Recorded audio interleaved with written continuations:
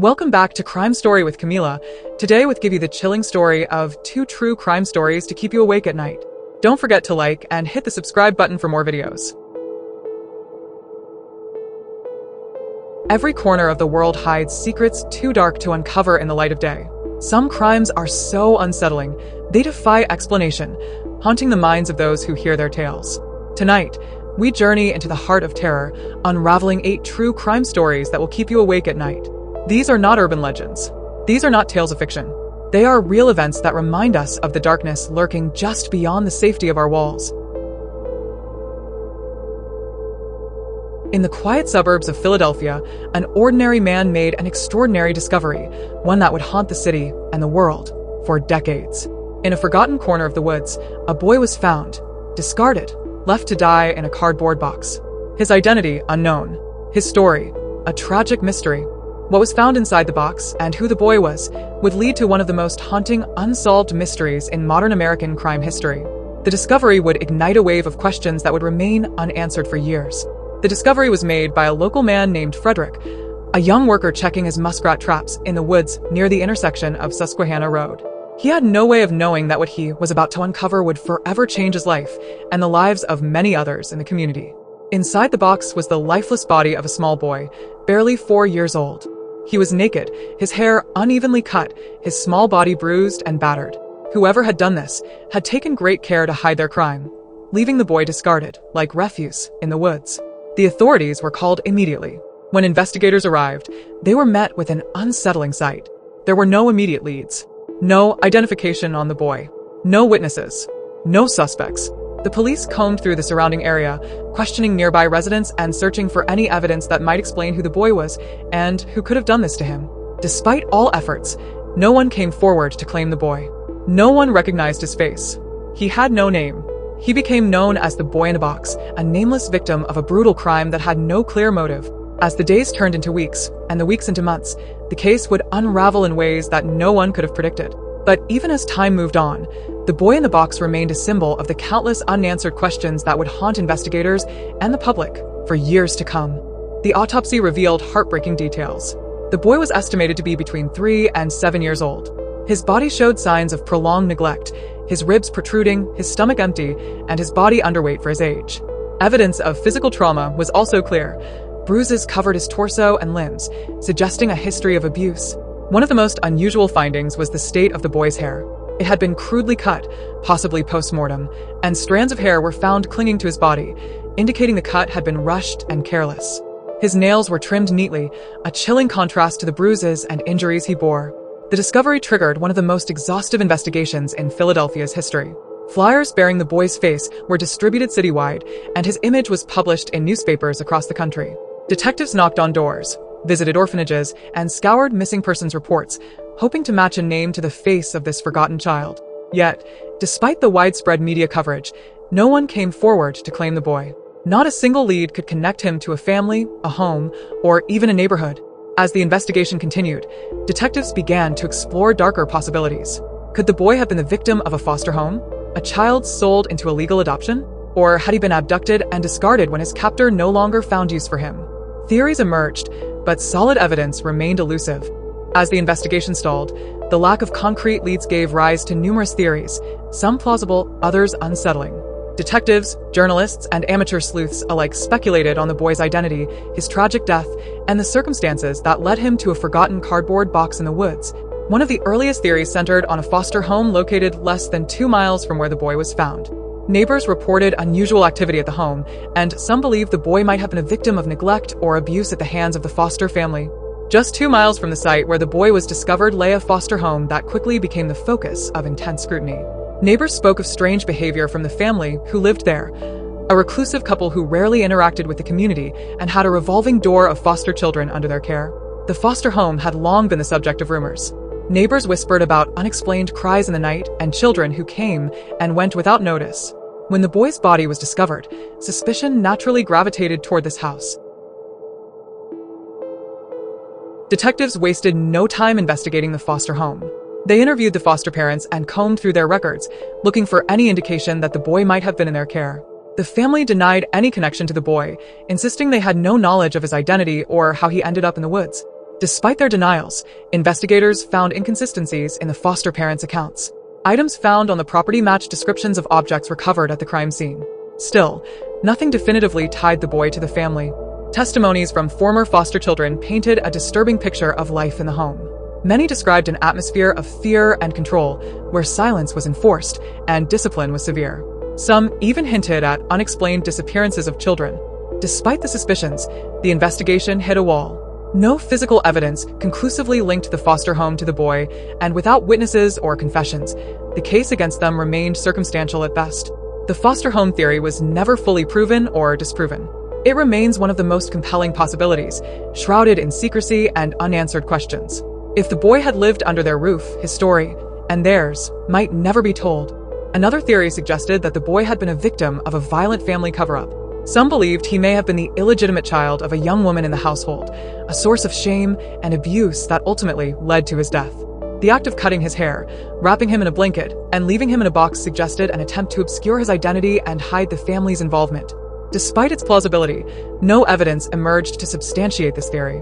Without witnesses or family members coming forward, the idea remained a chilling possibility rather than a proven fact. Perhaps the simplest theory was also the most heartbreaking. The boy had been abandoned by someone unable or unwilling to care for him.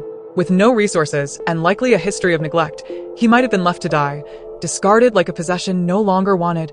This theory haunted investigators as it raised the question, how could a child, so small and vulnerable, be left alone in such a cruel, heartless way? Could the boy's death have been the result of a drifter, a stranger passing through town with no ties to the area? Some investigators believed the transient nature of the crime scene pointed to an outsider who left as quickly as they came. Like so many theories, this one fell apart under the weight of its own lack of evidence. The drifter left no trace, if they ever existed at all. Each theory brought investigators closer to understanding the boy's tragic end, but none offered the definitive answer they so desperately sought. The boy in the box was no longer just a victim. He became a symbol of the countless unsolved mysteries that continue to haunt us. Decades after the boy in the box was discovered, advances in forensic technology have given investigators a new tool in the search for his identity: DNA testing. What was once considered impossible is now a beacon of hope in solving one of America's oldest mysteries.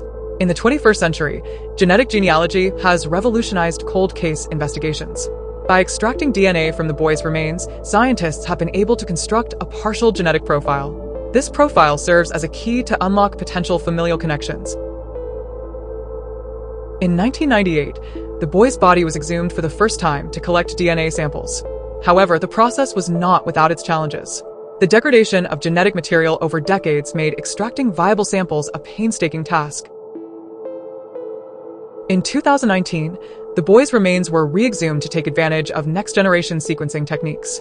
This effort yielded a more complete DNA profile, reigniting hope that his identity could finally be uncovered. Through public genealogy databases, investigators identified potential distant relatives of the boy. These leads provided a foundation for further research, but tracing the lineage proved to be a daunting task. Many branches of the family tree had grown cold, with records lost or incomplete. While definitive answers remain elusive, the advancements in DNA technology have sparked renewed interest in the case. Each year brings new methods and tools, offering hope that one day, the boy in the box will finally have a name. The case of the boy in the box is a poignant reminder of how far technology has come and how far it can take us. Forensic science continues to evolve, offering a brighter future for the countless unsolved mysteries waiting for answers. The boy in the box is no longer just a case number or a mystery for detectives to solve. He has become a symbol, a tragic reminder of the countless children who slip through the cracks of society, whose voices are silenced before they can even be heard. For over 70 years, this case has haunted investigators, captivated the public, and inspired generations of professionals dedicated to justice. It reminds us that every life, no matter how brief or forgotten, deserves dignity and recognition. Though the case remains unsolved, modern efforts have brought us closer than ever to uncovering the boy's identity. The perseverance of those involved, past and present, underscores the importance of never giving up, even when the odds seem insurmountable. The story of the boy in the box challenges us all to look deeper, at our communities, at our systems, and at ourselves. How many stories like his are waiting to be told? How many voices are still waiting to be heard? If this case has moved you, consider supporting organizations that work tirelessly to identify the unknown and protect vulnerable children. Together, we can ensure that no child is ever forgotten. The boy in the box may remain a mystery, but he is not alone. His story has touched hearts around the world, ensuring that his legacy endures, not as a nameless victim, but as a symbol of hope, resilience, and the unyielding search for justice. June and Jennifer Gibbons were twins, but not in the typical sense. They were known as the silent twins because they refused to speak to anyone other than each other. Their story is one of isolation, mystery, and a dark fate that no one could have predicted. June and Jennifer Gibbons were born on April 11, 1963, in Barbados, in a house where love was abundant but silence was not far behind. Though they were twins, there was something extraordinary about their connection, something that set them apart from others. From a young age, it became clear that June and Jennifer shared an extraordinary bond. While most children their age would begin speaking and interacting with their parents and others, the twins remained silent. They only communicated with each other, their own private language taking shape. When the twins were just a few years old, their family moved from Barbados to Haverfordwest in Wales. The change was a difficult one for June and Jennifer, who had already formed their bond in the warmth of their homeland.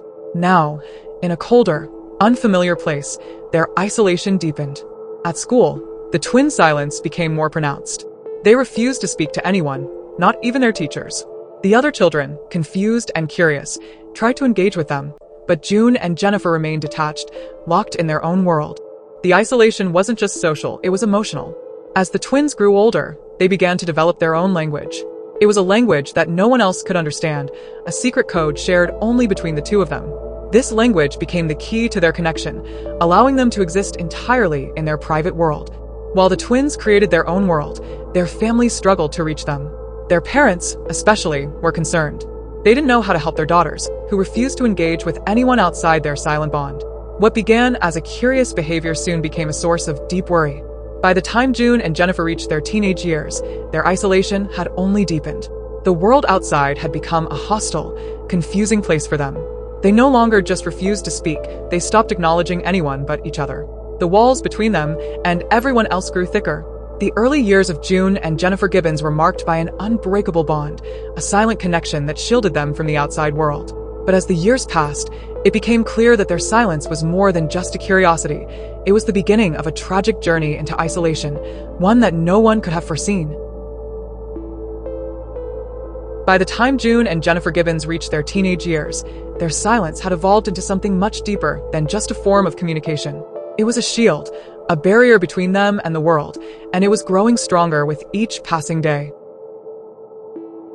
The silence between June and Jennifer grew into a language of its own, one that only they could decipher. This private code, a mix of words, symbols, and sounds, became their way of communicating with one another, an intimate language built on shared understanding. To them, it was the only language that mattered. As their teenage years progressed, the isolation that once began as a quiet withdrawal grew into a complete detachment from society. June and Jennifer refused to engage with anyone outside of their twinship. At school, they were outcasts, and their silence became even more pronounced. Their classmates couldn't understand why they acted this way, and neither could their teachers.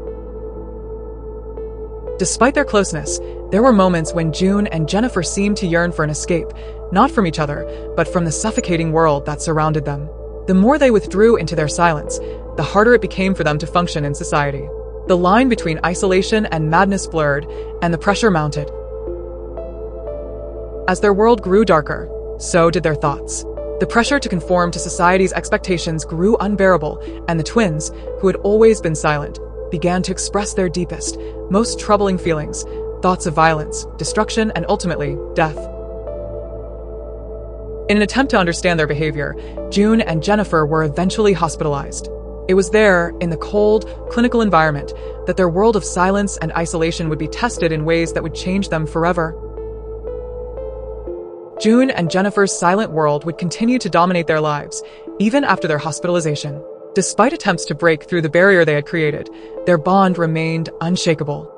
The mystery of their silence may never be fully understood, but their story will forever serve as a haunting reminder of the power of isolation and the depths of a bond so strong that it could transcend the limits of language and society. For many children and teenagers, school represents a place of learning and socialization, a chance to form connections. But for June and Jennifer Gibbons, school was a battleground, a place where they were forced to confront a society that couldn't understand them. Their refusal to speak or interact with others made them easy targets for bullying and exclusion, and the more isolated they became, the harder it was to break free from the grip of their own silence. For June and Jennifer, speaking was not just an option, it felt like a betrayal of their bond. The world around them, constantly demanding engagement, forced them into a corner. The pressure to conform to societal norms, to fit in, to speak, to interact, was overwhelming.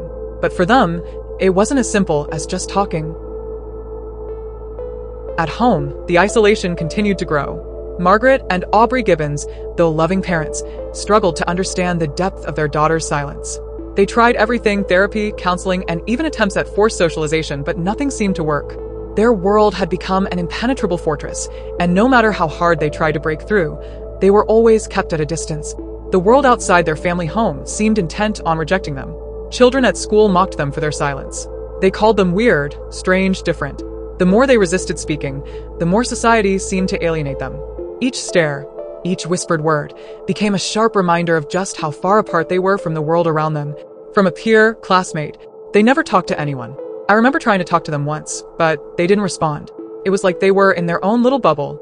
Some of the kids would make fun of them, but I felt sorry for them. It was like they didn't even want to be there. Deep inside, June and Jennifer knew they were different. They felt the pressure to conform, to speak, to fit in. But that voice of self-doubt was drowned out by the strength of their bond. Despite the confusion, the loneliness, and the mounting pressure, they clung to each other, silent in a world that refused to understand. It wasn't until their stay in a psychiatric hospital that June and Jennifer began to realize the true extent of their isolation. For the first time, they were forced to confront their fears of the outside world and the consequences of their silence. But even then, their bond remained unbroken, an unspoken connection that transcended all attempts at intervention. From a psychiatrist expert, in a therapeutic setting, we often see people break through their isolation. But in the case of June and Jennifer, it was as though they were locked in a silent battle with the world around them. Their bond was so powerful that no one could penetrate it, not even trained professionals.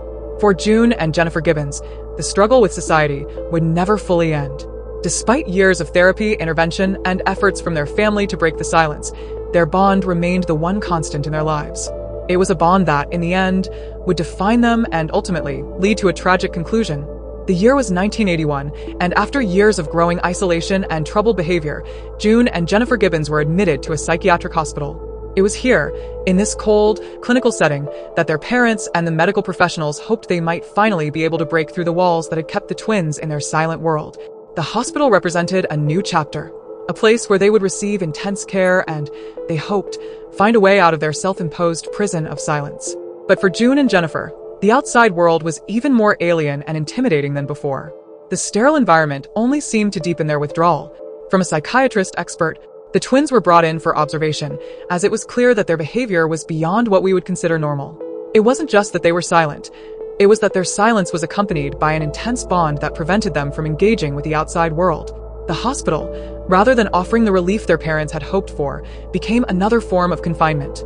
The twins were separated from the outside world, forced to face their isolation and the growing pressure to conform.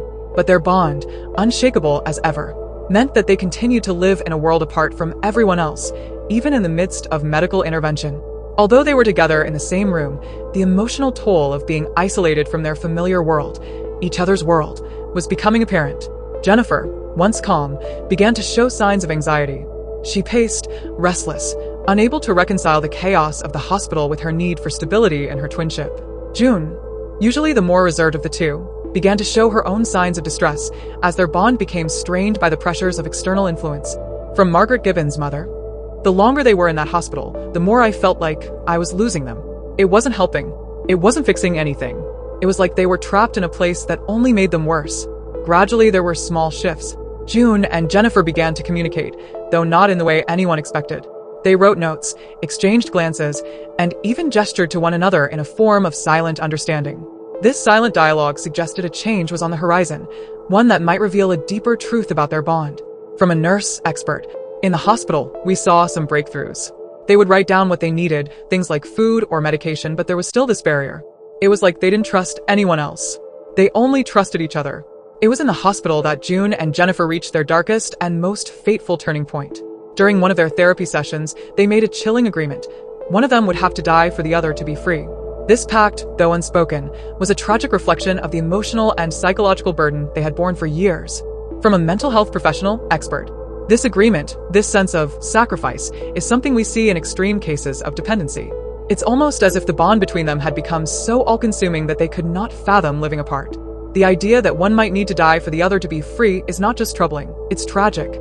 In March of 1993, after years of hospital stays, therapy, and attempts at reintegration, Jennifer died suddenly and unexpectedly. The doctors believed it was a heart attack, though the exact cause was never confirmed.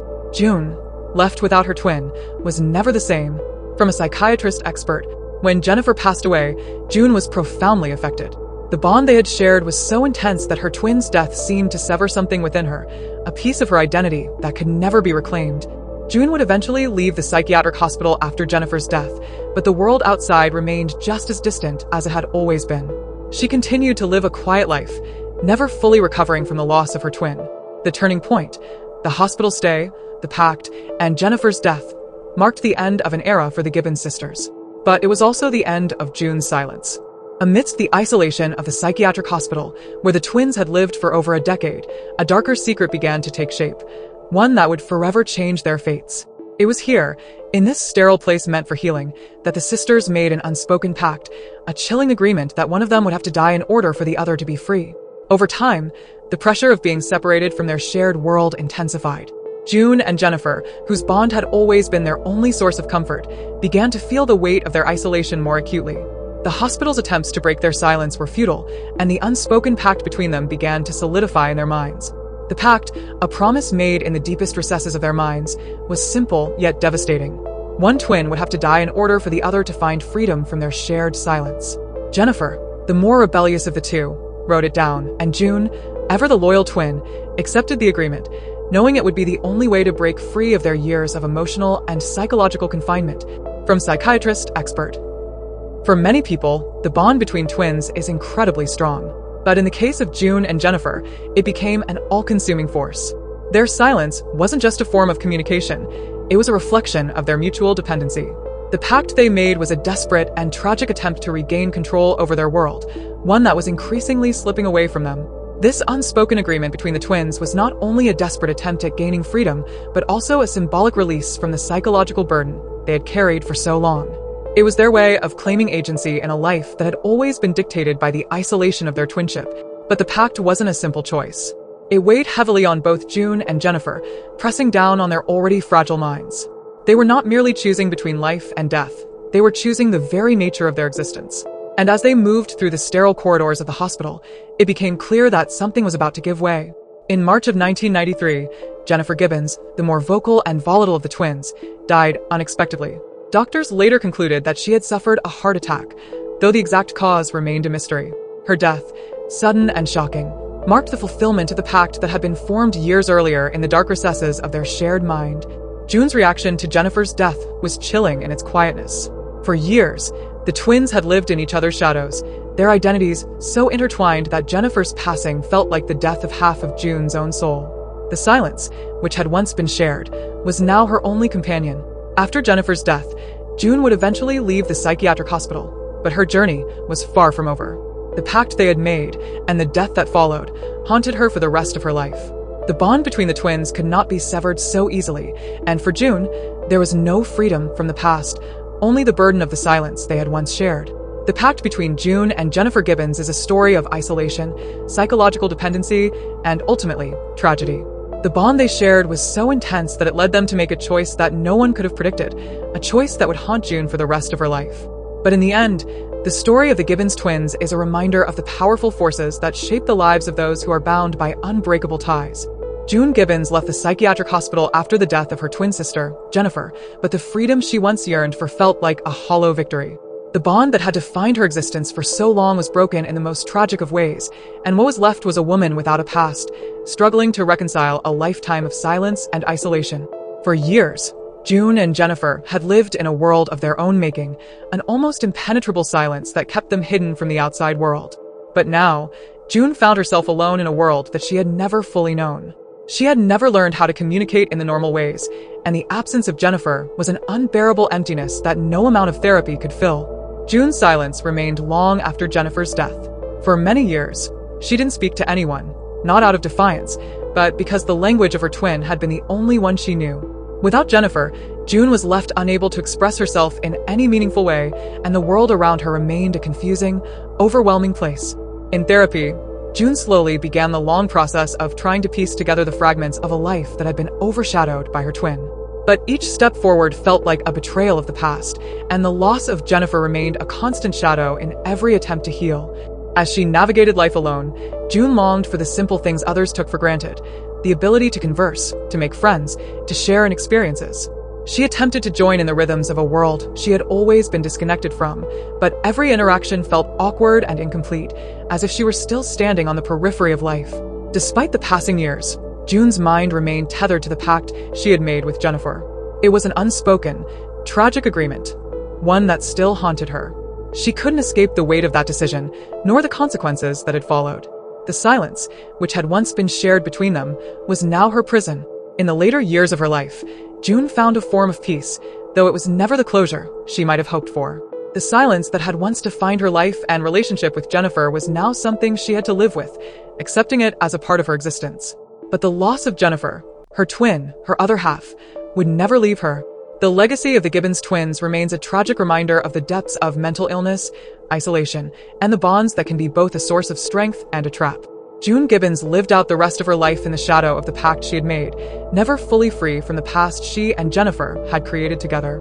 But her story is one of resilience, of a woman who, in the end, found a way to survive in a world that had never fully understood her. The death of Jennifer Gibbons left a void in June's life that could never be filled. The bond they shared was not just emotional, it was psychological, an inseparable part of who they were. With Jennifer's death, June was left to navigate the world alone for the first time, and her life after that loss became an ongoing struggle to find her place in a reality that no longer made sense. For years, June had communicated with Jennifer in a language of silence, a form of expression that only they understood. Now, without Jennifer, June was faced with a silence that was no longer shared. It was a silence that consumed her, one that she had to carry alone. She had spent her entire life with Jennifer by her side, and without her, she was lost in a world she didn't know how to navigate. Therapy sessions were a lifeline for June, but they were also a constant reminder of the gap left by Jennifer's absence. Her attempts to speak, to articulate her feelings, felt unnatural. The loss of Jennifer had stripped June of the language of their shared world, and it was as if she was learning to communicate all over again. Every word, every sentence felt like an effort. Although June physically left the psychiatric hospital, the shadow of Jennifer lingered in every aspect of her life. Jennifer had been her constant companion, her protector, her mirror. Now, June had to exist in a world without the twin that had always defined her existence.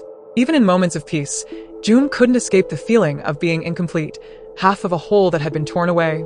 As much as June longed for normalcy, she found herself unable to fit in. The world around her, filled with social interactions, relationships, and shared experiences, was foreign. June had never developed the skills to communicate outside of her world with Jennifer, and now, without her, it felt like she was trapped in a silent, invisible barrier. Even when she tried to engage, the conversations felt distant, like she was watching from behind a glass wall. Support groups became a place where June sought connection, but each attempt was met with a sense of detachment. She tried to explain her past, her bond with Jennifer, but it was difficult for others to grasp the depth of that relationship. For most, grief was a process that could be worked through, but for June, the grief was eternal, locked in the silence she had shared with her twin. One of the most profound struggles for June was rediscovering her own identity. For so many years, she had been defined by her connection to Jennifer. Now, she was forced to face a life without that constant reference point. Who was she, really? The question echoed in her mind, and with each passing day, June tried to answer it, though the answer always seemed elusive. Even as June moved forward, there was a heavy weight on her heart, the guilt of the pact she had made with Jennifer. She had agreed, in her own mind, that one twin had to die for the other to be free. Now that Jennifer was gone, June felt as though she had betrayed the very bond that had defined her. The silence between them had been broken, but it had come at a cost that June would never be able to reconcile. In the years that followed Jennifer's death, June began to accept the reality of her life. The silence, the grief, the guilt, they were all part of her journey now. And though she would never truly be free from the loss of her twin, June found a way to live with it. She found peace, not in forgetting, but in learning to live alongside the memory of Jennifer. Thanks for watching. For more interesting videos, please subscribe.